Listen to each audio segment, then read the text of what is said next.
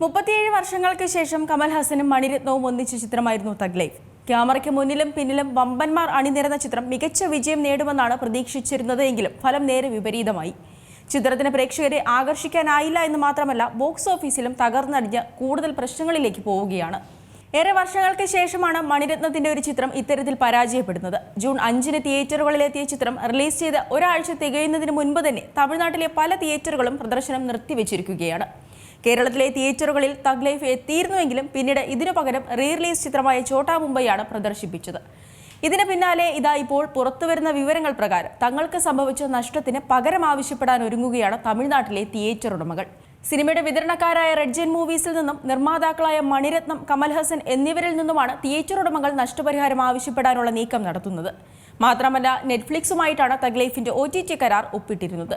എന്നാൽ ചിത്രത്തിന്റെ പരാജയത്തിന് പിന്നാലെ ഒപ്പുവെച്ച 130 കോടി രൂപയുടെ OTT കരാർ പുനരവലോകനത്തിന് വിധേയമാകാൻ സാധ്യതയുണ്ടെന്നാണ് വിവരം. കരാർ തുകയിൽ നിന്ന് 25% കുറവ് വരാൻ സാധ്യതയുണ്ടെന്നും റിപ്പോർട്ടുകൾ പറയുന്നു. തമിഴ് സിനിമകൾ സാധാരണയായി തിയേറ്ററിൽ റിലീസ് ചെയ്ത് 28 ദിവസങ്ങൾക്ക് ശേഷമാണ് OTTയിലേക്ക് എത്തുന്നത്. സാധാരണയായി ഒരു ചിത്രം പരാജയപ്പെട്ടാൽ അതിന്റെ പ്രാഥമിക സാമ്പത്തിക നഷ്ടങ്ങൾ നിർമ്മാതാക്കളാണ് വഹിക്കുക. അതോടൊപ്പം തിയേറ്റർ ഉടമകളും വിതരണക്കാരും തമ്മിലുള്ള വരുമാനം പങ്കിടുന്ന അനുപാതത്തിനനുസരിച്ച് നഷ്ടങ്ങൾ വിതരണക്കാരാണ് നികത്തുന്നത്. മുൻകാലങ്ങളിൽ മോശം പ്രകടനം കാഴ്ചവെച്ചതിന് തിയേറ്റർ ഉടമകൾക്ക് മുൻനിര നടന്മാർ നഷ്ടപരിഹാരം നൽകിയ ചരിത്രവുമുണ്ട്. US സർട്ടിഫിക്കറ്റ് ലഭിച്ച ചിത്രം 2025-ലെ തമിഴകത്തെ ആദ്യദിന റെക്കോർഡുകൾ മറികടക്കുമെന്നായിരുന്നു സിനിമ അനലിസ്റ്റുകളുടെ പ്രവചനം.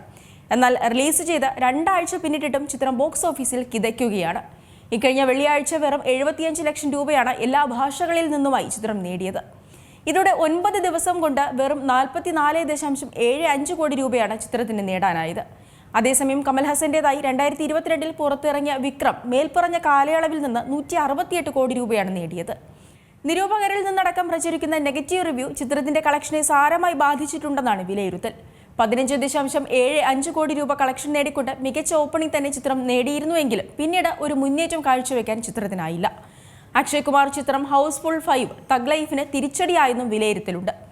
കന്നഡ ഭാഷാ വിവാദമാകാം തഗ് ലൈഫിന്റെ പരാജയത്തിന് കാരണമായത് എന്ന തരത്തിൽ അഭ്യൂഹങ്ങൾ പരക്കുന്നുണ്ട്.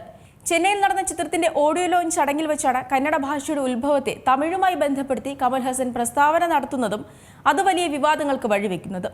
പ്രസ്താവനയ്ക്ക് പിന്നാലെ നിരവധി കന്നഡ അനുകൂല ഗ്രൂപ്പുകൾ നീരസം പ്രകടിപ്പിക്കുകയും ചിത്രം കർണാടകയിൽ നിരോധിക്കുകയും ചെയ്തു. സിലമർശൻ, ജോജു ജോർജ്, തൃഷ, അഭിരാമി, ഐശ്വര്യലക്ഷ്മി, നാസർ തുടങ്ങിയവരാണ് ചിത്രത്തിലെ മറ്റ് കേന്ദ്ര കഥാപാത്രങ്ങളെ അവതരിപ്പിച്ചിരിക്കുന്നത്. എന്തായാലും ചിത്രത്തിന്റെ പരാജയവും അതുമായി ബന്ധപ്പെട്ട പുതിയ സംഭവ വികാസങ്ങളുമൊക്കെ വലിയ രീതിയിൽ തന്നെ ചർച്ചയാകുന്നുണ്ട്. ഏറ്റവും പുതിയ വാർത്തകളും വിശേഷങ്ങളും വിരൽത്തുമ്പിലറിയാൻ സീ മലയാളം ന്യൂസ് എല്ലാ ഡിജിറ്റൽ പ്ലാറ്റ്ഫോമുകളിലും ലഭ്യം.